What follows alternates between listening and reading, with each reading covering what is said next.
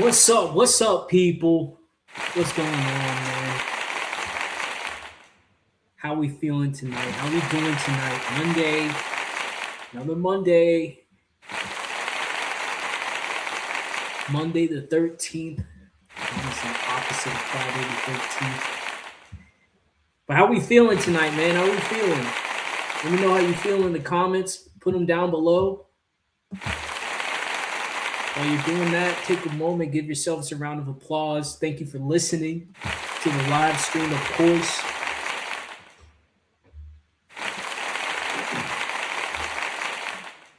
We about to get into this, man. About to get into this. About to do some quick updates for you. Let you get back to your Monday night. With some quick updates around Tottenham, some stuff I wanted to talk about. You know what I'm saying? So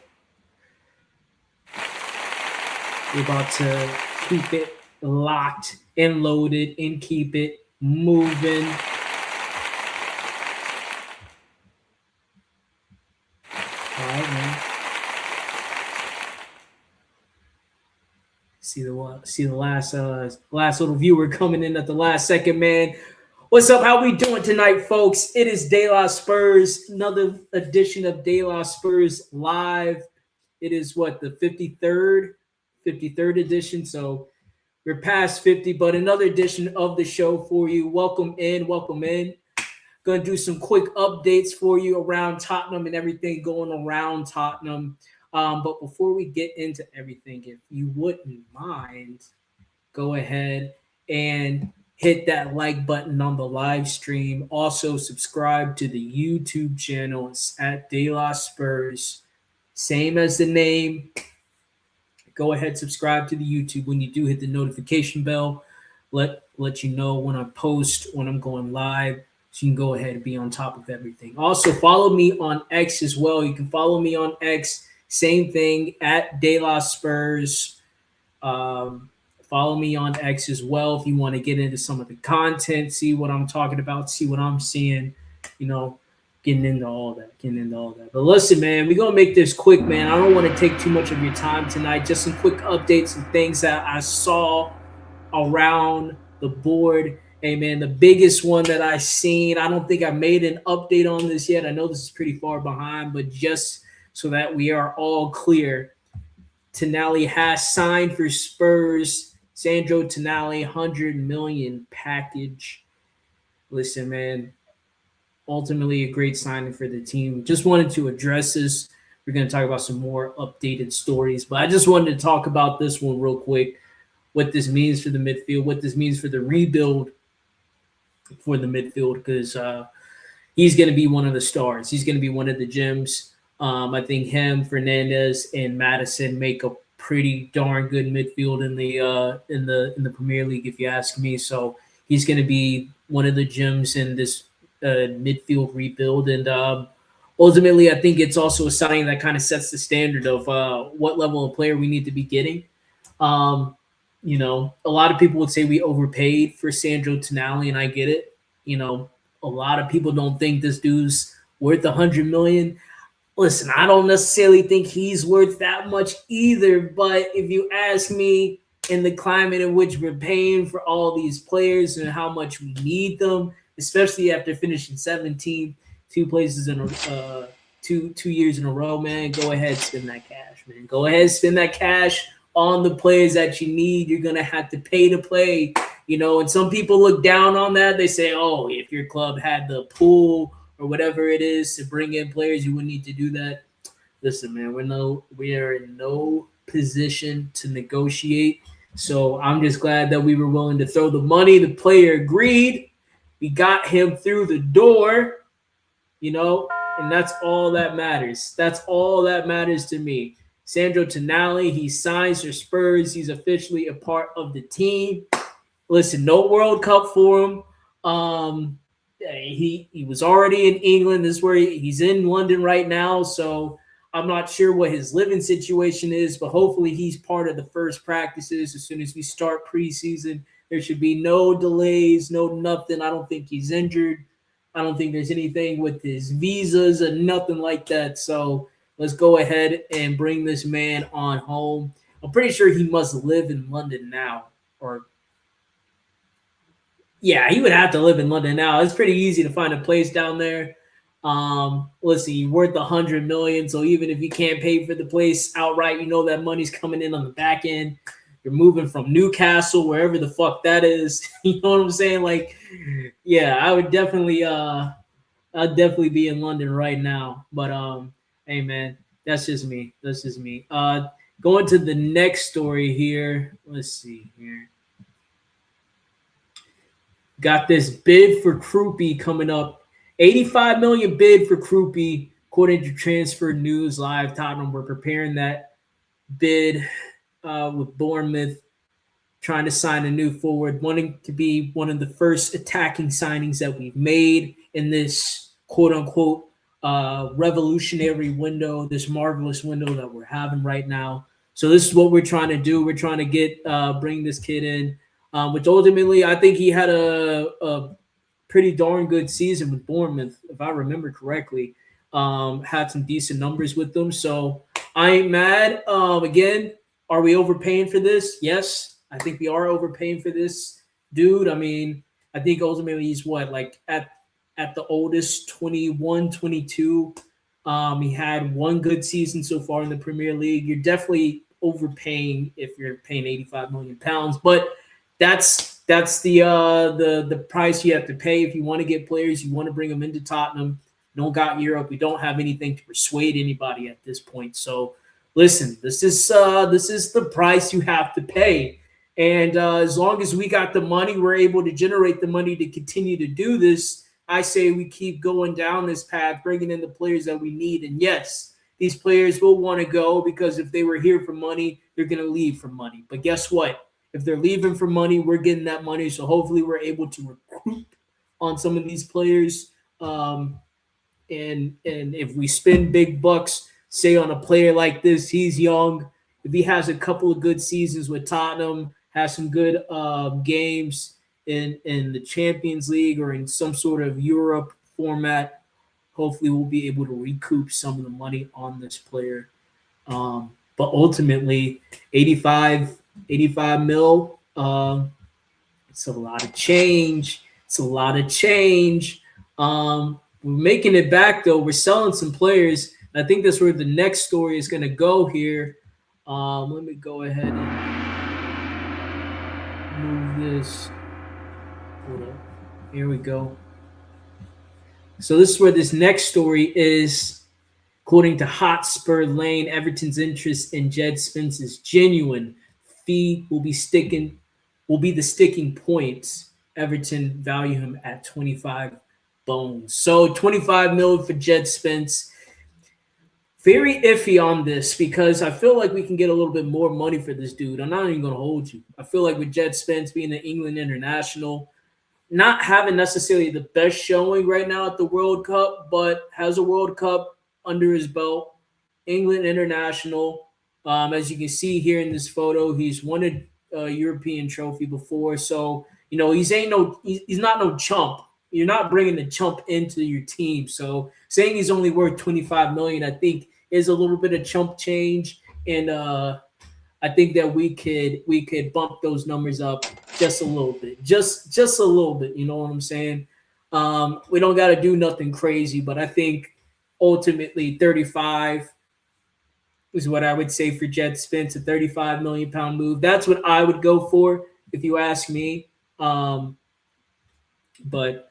let me know what you think. Put in the chat what you think, how much Jed Spence should go for, right? And is Everton a good move for him? Ultimately, personally, if you ask me, this wouldn't be a good move for Jed Spence. I would go to a team that's a little bit more solid right now, that's fighting for a little bit more in the Premier League than Everton.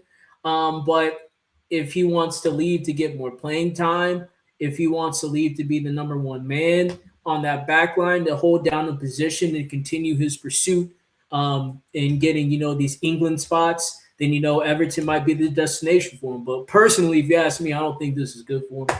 I don't think it's a good move for him. I would be holding out for somebody else. But also, this may be a sign, again, as much as we Tottenham fans value and love Jed Spence. And again, he's achieving a lot this season, getting a World Cup start. getting into the squad in general, right? Um, Again, Europa League winner, of course, right? You would say that with all these accolades that he has, why isn't he getting a move to say in Aston Villa, who just sold Digne, right? Who played, I think he's at the left actually. I think he plays off. Well, no, I'm not sure if he plays off the left. Can't remember if Digne plays off the left, but you're getting rid of players. You're going to be in the Champions League. What not better to have a Jed Spence on your team, a solid defender, right? Um, Teams like Manchester United. You can even say a Crystal Palace as you get rid of Munoz or whoever else in that back line when you want to get a Jed Spence. I think it's very interesting to me that it's Everton that's going in for him. They're only willing to pay 25. Maybe that's a sign of what he's actually worth, what his value is. And again, this is Everton's evaluation. So maybe Tottenham, we come in the negotiations and we say, hey, kind of more on the trend I'm thinking of. He's going to be worth a little bit more, 30, 35 million if you want this player. But Everton may be only willing to throw 25 his way. We'll have to see. But I just thought it was interesting. Another player that we're looking to sell, more on that front as well. So we can see here with this, another hot sperm lane update. They say that Archie Gray and Matisse Tell are not rated by Roberto De Zerbi. However, Gray is unlikely to leave. But Tell will be going depending on the forward signing. So I thought this was another interesting story that could be on the timeline as well. Archie Gray and Matisse Tell not rated by Roberto De Zerbi. What does that mean for their futures here on the team? Well, we see from one of their, I don't want to say their comrades, but another fellow young player in Bergval who's been playing with the team in the midfield, saw that with the signings that are coming in, that his time will be limited and that will limit his progression and growth as a football player. And he took the reins in his own hands and decided to leave.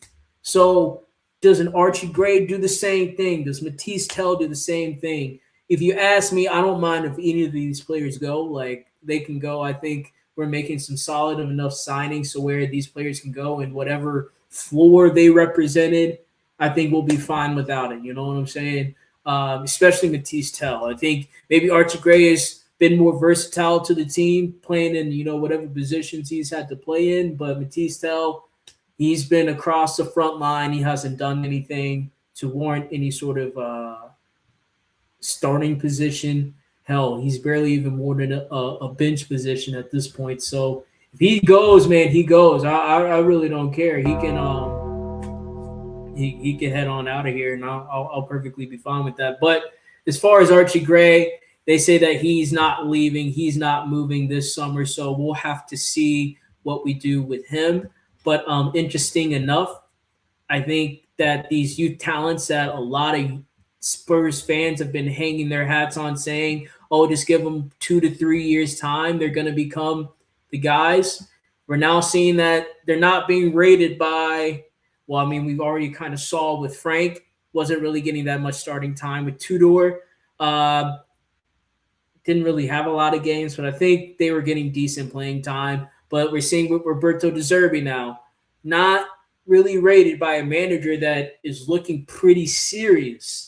Like, he's a serious manager, this Roberto De Zerbi. And it looks like, from what it looks like, he's trying to do something serious here at Tottenham. I mean, I've fallen for this before. This is something that we've seen with plenty of managers that come in. They look serious at the time. They make some serious moves, make some serious statements. It don't usually end up that way. We'll have to see, though. But it looks like Roberto De Zerbi is serious. So we're taking this serious. If we're going to actually go through with the 5-year deal like we do have for Roberto De Zerbi, and he says that these players are not it for him, they're not going to cut it, I think the club needs to double down and they need to re-talk to these players. I think it's going to be tough, though, because, I mean, Tottenham, they're going to say at one point we spent $40 million on both of these guys. So you may not rate both of them, but you got to use one of them. You got to use one of these guys, and they got to, be useful to us until you sell them, because we're trying to make as much money back as we can. So I'm sure with Archie Gray not leaving, they're willing to cut at least one of the 40 million losses with Matisse Tell leaving this summer. And I know they say it depends on the attacking signings that we make, but if we're about to drop 85 on Krupi, if I'm seeing things about Leal that are true, if we're still in for that Savino deal, we still have Kudus. I'm not sure how Kulusevski's going to be. I don't think he's going to be coming back to anything, but uh, Kulusevski's coming back. We still have what's his name, Xavi Simons. He's going to be coming back at some point halfway through the season. I think he's seen that his positions in the attacking end are becoming less and less and less. And his opportunities are going to be cut in half now that we're only down to game, one game pretty much a season, other than the other cup games. So one game a week, I should say, one game a season. I don't know what that was. One game a week. So it's going to be interesting. I think it's going to be interesting. Will these youngsters take their future into their own hands, or will they kind of, just say, I'm happy to be here and, I'll ride it out to whatever the club says. But ultimately, yeah, if these guys aren't rated, I think that Tottenham should look towards moving on from these players. And yes, we may not necessarily buy an Archie Gray archetype to replace him. We may not buy a Matisse Tell archetype to replace him. But I think, first of all, we got youngsters here. That's always going to be the thing. We have youngsters here at the academy. And then the second thing as well is that we have, what's his name? We have Takai. We have Mikey Moore. What else? Who else? Again, the players that we're looking to buy. So there's options to look if these players are gone. And if it's simply putting a warm body in their place since we're selling them, there's options in that field as well. So whether it's speculative and going out in the transfer window and buying, or you're going to pull somebody from the academy, pull somebody we already have, we have the players there. So I say let's go ahead and move on away from them. Let's go ahead and do that. But it will depend on what the club says and ultimately what these players want to do for their future. But interesting enough, some more money, some more potential money. Another potential money in this, Romero, right? Romero looking like he might leave. What does this mean? Well, I mean, this has been a let's see, when was this? Okay, it's from July 6th. So, I mean, not too old of a story, but this is something that we've been knowing about since, halfway through last season. Tweeting out against Tottenham, having to sit out due to suspension. I mean, yeah, man. Romero is interested in leaving Tottenham. It's looking like he will leave before the end of the summer window. It's understood he wants to go to La Liga. Now, I think obvious target is probably going to be Atletico Madrid. There's Argentine players there. You have Diego Simeone, former Argentine international player. The way that team plays, sharp passing, they like to defend, similar to the Argentine team, how the national team plays. So he would fit in, I think, like a glove if he went to Atletico Madrid. But there's also teams like Real Madrid, Barcelona, that I think Romero, given the opportunity and the time and space, can step up to play at those levels. Maybe not consistently. Maybe he wouldn't be a Galactico there at those teams, but I think he would be serviceable for Barcelona. I think he'd be serviceable for Real Madrid. I still think today the spot he wants to go to and the perfect fit for him next would be Atletico Madrid. So I don't think this is anything new. I don't think this is anything Spurs fans should scoff at. I think this is a real story, and I think we need to be prepared that if this is something that happens, what offers are going to be accepted, when would this deal happen? Obviously, it's going to have to be after the World Cup, but how close to the end of the season or the beginning of the season are we going to wait? Are we going to say that Senesi and Van Heck are the replacements for him? in that instance, um, well, I should say in the opposite instance, do we wait and try to buy another defender towards the end of the window, depending on how late he leaves? You know what I'm saying? So really, it depends on how we play this, what circumstances come around. I guess Romero leaving, but yeah, I mean, it's going to be a blow. I think ultimately to the team. I would love to keep Romero on the team, but with some of his performances, some of the lack of discipline. If you told me there's a better defender out there that we could get, I would say get him. But yeah, I mean, it's going to be tough. It's going to be tough to find a player that to replace Romero. I think ultimately, and do we do that? No, I think the Senesi and Van Heck are technically the replacement signings, even though I think we're probably going to sell Dragusin. Might even. Well, I think we'll keep Danzo, but sell Dragusin. We sold Vuskovic and we sell Romero and we bring in two replacements. So we also have Ben Davies as well, which I don't think he's gonna necessarily see the light of day, but I think his replacements have been signed. So at the end of the day, I think this is just something more we should be prepared for when it happens. Obviously, the World Cup's going on right now, so Romero's not going to be talking about going anywhere, doing anything. But as soon as Argentina's kicked out, or if they win it again, congratulations to him. But yeah, if they win it again, I think this will also be interesting, right? If they win it again, I think maybe, just maybe, Romero would be cool with chilling at Tottenham because you say I'm two-time World Cup winner, right? He'll probably come back to being captain of the team. It's a big team in London, top 6 team in the Premier League. Maybe, just maybe, he says, I have enough under my belt to where I can chill out for a little bit. But if they lose, I think he'll say, you know what? I definitely want to go to Atletico Madrid. And, or it could be the opposite. It may be the opposite thing. I think that will be interesting, though. I think that is a point that you should look for. Ultimately, whatever happens, I think that will be a point of contention. What happens in this World Cup? And if he wins, is he around those players enough to they convince him to where they want to go? Or if he wins, he says, nah, I'm good. I won the World Cup twice in a row. That's historic. I've already cemented my name in history. I'm going to chill at Tottenham. We'll see. Let's see. But ultimately, more money if he is sold. Hey, more money for us, more cash for us. I ain't never mad at that. We're gonna obviously see that we're spending the money, we're splashing in the transfer market. So more money for us. Hey, I'm good with that. I'm good with that. More money for making some moves. Let me see. Do I have any more stories? I think that might be it.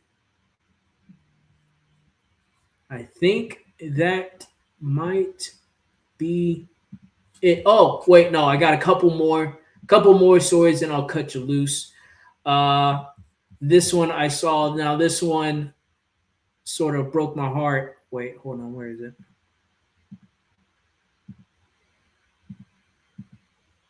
Here we go. Paulinho, he is gone. He is gone. Wait, hold on. Where is it?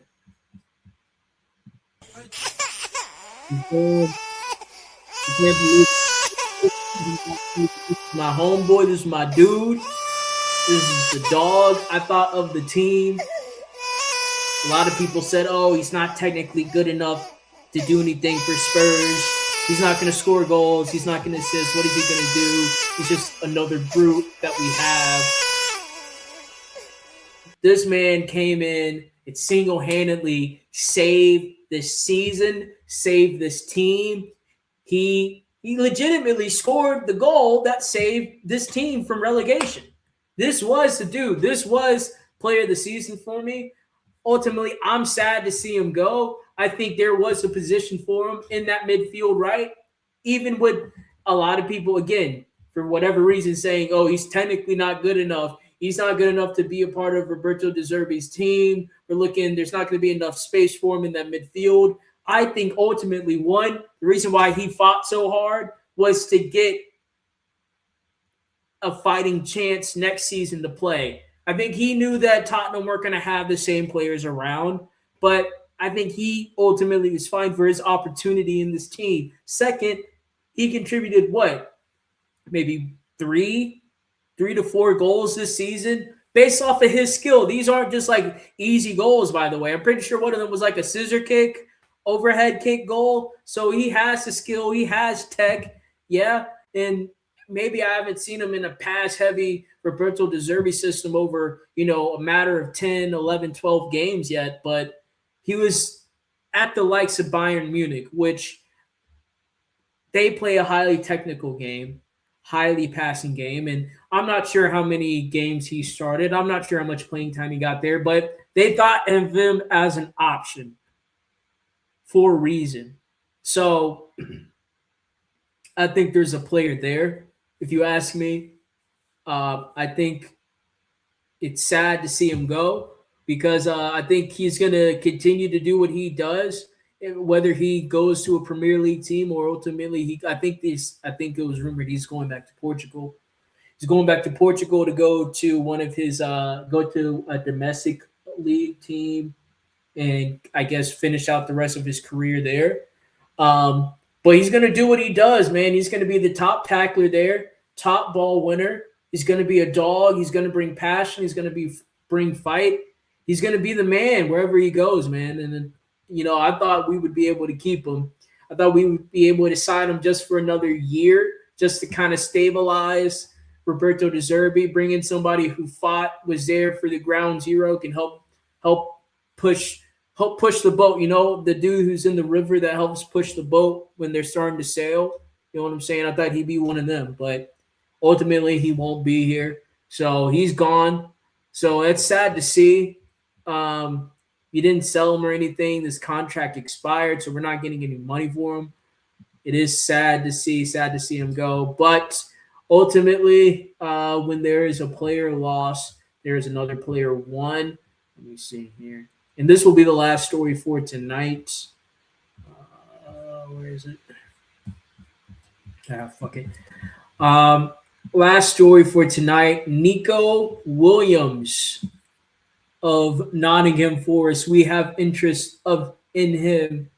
I'm pretty sure he is a left back or right back position. So if we're looking to say get rid of a Jed Spence, can we bring him in to replace him? Right? Which you ask me, if you just tell me to do based off the eye test, based off the knowledge test, who's better in the head-to-head, Nico Williams or Jed Spence? I would say, well, Jed Spence obviously has had the better looks this season as far as getting into that England team. But as far as actually seeing how they play and who I think is more useful on the field, I would say Nico Williams.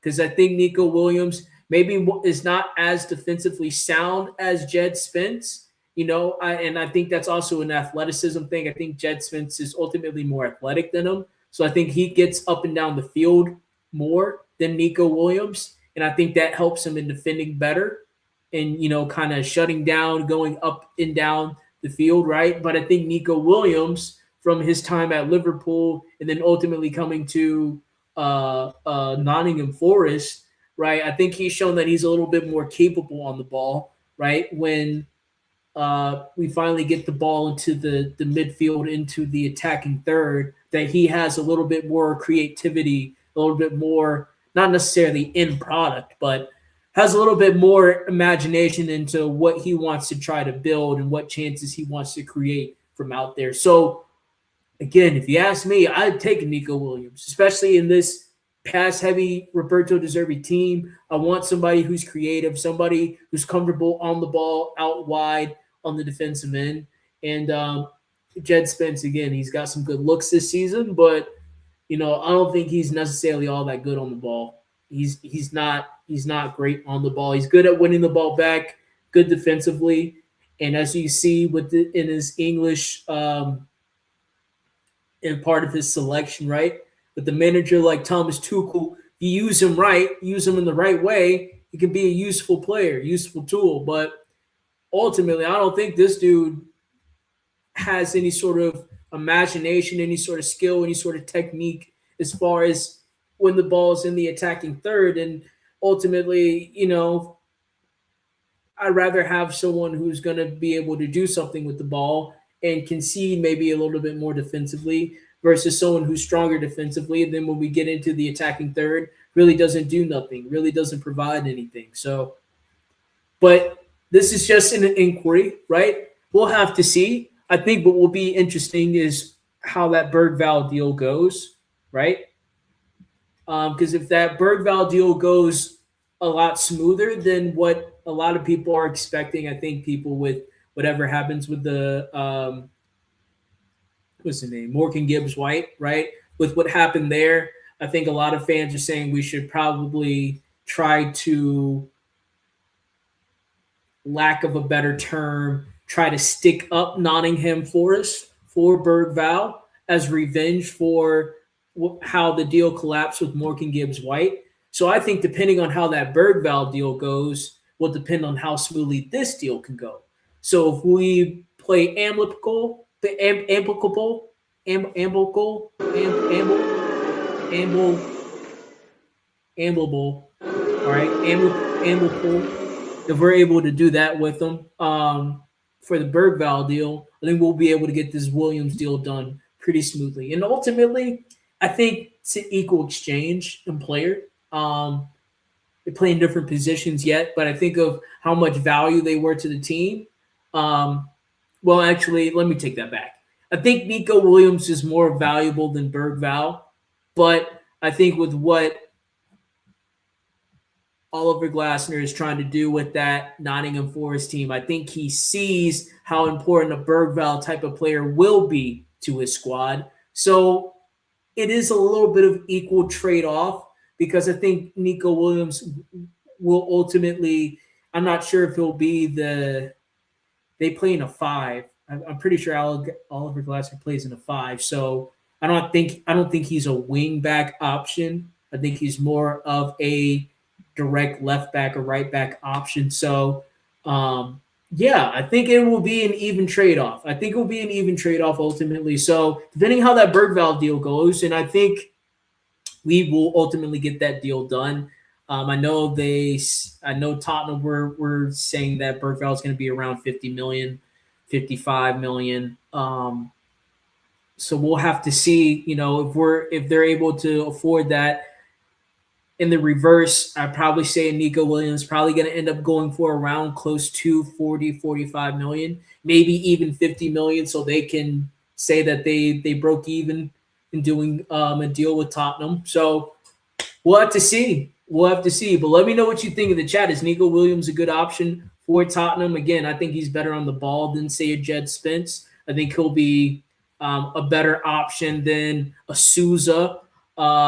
And ultimately a better option than Ben Davies. So I say it's an upgrade on them, but Susan, Jed Spence, and Ben Davies, who are they on the footballing food chain? You know what I'm saying? When you're looking at the grander picture of the footballers around the world, and you're saying I'm buying someone who's better than Ben Davies, Jed Spence, and whatever something Souza, then are you necessarily saying you're buying the creme de la creme? You're buying the top level player?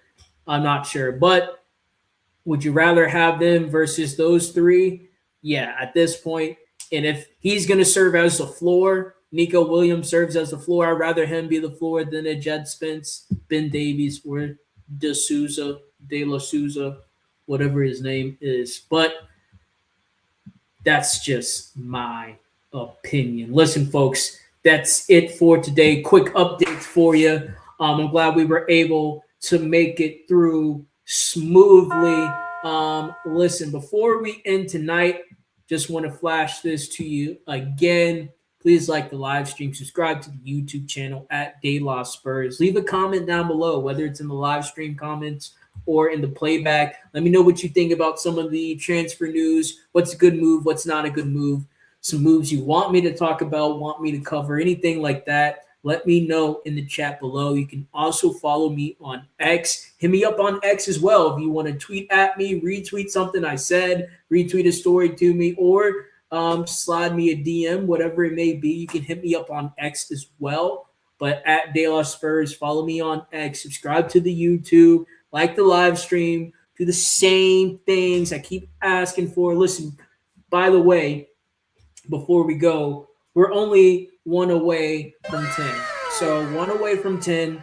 If you do me the solid of subscribing to the YouTube, we can get 10. We can hit 10 for the summer. That was a goal, 10 subscribers for the summer. So please do that for me, folks. Hit the subscribe button on your way out. Listen, it's De La Spurs. I had fun going live with y'all. Listen, I look at the videos. Again, tell me let me know what you think about the content down below. But hey, I'll be back live on Friday. I'm not sure what's going on in the World Cup on Friday. I don't think the final will be there. The next two games are Tuesday and Wednesday. So I'll be back live Friday with some updates around Tottenham. Until then, peace out.